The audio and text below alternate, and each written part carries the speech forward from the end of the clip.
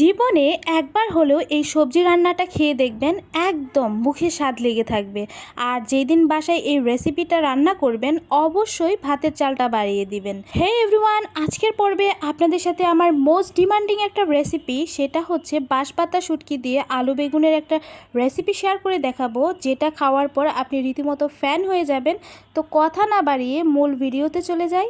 আমি প্রথমত এখানে 2টা বেগুন নিয়েছি আর 3 পিস আলু নিয়েছি। খুব সুন্দরভাবে কাটিং করে নিব, আপনারা আপনাদের ইচ্ছা মতো কাটিং করে নেবেন। তো এখানে আমার কাছে এই বেগুনটা অ্যাভেলেবেল ছিল, আমি এটাই ব্যবহার করেছি। আপনারা চাইলে যে কোনো বেগুনটা এখানে ইউজ করতে পারেন, কোনো সমস্যা নেই। তো সবগুলো সবজি আমি আমার মতো করে কাটিং করে নিব। আর এই সবজির সাথে আমি আজকে এই বাঁশপাতা শুটকিটা দিয়ে রান্না করব। আমার কাছে তো এই বাঁশপাতা শুটকিটা খেতে অনেক বেশি মজা লাগে, যার কারণে আমি একদম ভরপুর শুটকি দিয়ে এই তরকারিটা রান্না করব। আমরা যেমন মাছ তরকারি যখন রান্না করি, অবশ্যই মাছের পরিমাণটা বাড়িয়ে দিই, মাংসের পরিমাণ অনেক বেশি থাকে। আমার কাছে মনে হয় যে শুটকিতে যদি শুটকির পরিমাণ বেশি না থাকে, তাহলে কিন্তু তরকারিটা খেতে একদমই ভালো লাগে না। তো যাই হোক, এখানে আমি সয়াবিন তেল ব্যবহার করে 2টা তেজপাতা আর দিয়ে দিয়েছিলাম আস্ত জিরা, তারপর ওয়াশ করা মানে গরম পানিতে আমি ওয়াশ করে নিয়েছিলাম শুটকি। সেটা খুব সুন্দরভাবে ভেজে নেওয়ার পর এখানে আমি পেঁয়াজ কুচি আর কাঁচামরিচের কুচিটা ব্যবহার করেছি। কিছুক্ষণ ভেজে নেওয়ার পর এখানে একটা মশলার মিশ্রণ দেখতে পাচ্ছেন। এটা হচ্ছে পেঁয়াজ, কাঁচামরিচ, রসুন, আদা আর জিরা সব একসঙ্গে আমি ব্লেন্ড করে নিয়েছিলাম, সেটার মিশ্রণটাই দিয়ে দিয়েছি। আমি এই মশলাটা সব কিছু পরিমাণ মতো দিয়ে তারপরে ব্যবহার করি। তারপর তো শুটকিটা আর সঙ্গে এই মশলাটা খুব সুন্দরভাবে ভেজে নেওয়ার পর পানি দিয়ে দিয়েছি। আর এখানে একে একে হলুদের গুঁড়া, মরিচের গুঁড়া, ধনিয়ার গুঁড়া দিয়ে দিয়েছি আর পরিমাণ মতো লবণ দিয়ে এই মশলাটা খুব সুন্দরভাবে কষিয়ে নেব। আর এই মশলাটা যত সুন্দরভাবে কষাবেন, তরকারির টেস্টটা তত বেশি ভালো আসবে। আর শুটকিটাও এখানে খুব সুন্দরভাবে কুক হয়ে যাবে। আর কালারটা দেখেন কত সুন্দর এসেছে।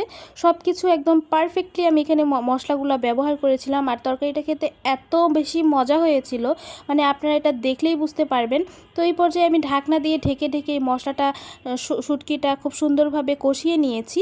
এখন আমি সবজিটা ব্যবহার করছি। এখানে আলু বেগুন দিয়ে দিয়েছি। এখন মশলার সঙ্গে খুব সুন্দরভাবে মিক্সড করে নিব। তারপর বেশ কিছুক্ষণ এটা আমি আর কি কষিয়ে কষিয়ে রান্না করে নিব সবজিটা। তারপর পানি ব্যবহার করব। আর এই তরকারিটা এইভাবে রান্না করলে এত বেশি টেস্টি হয়, আপনারা বাসায় একবারের জন্য হলেও ট্রাই করে দেখবেন।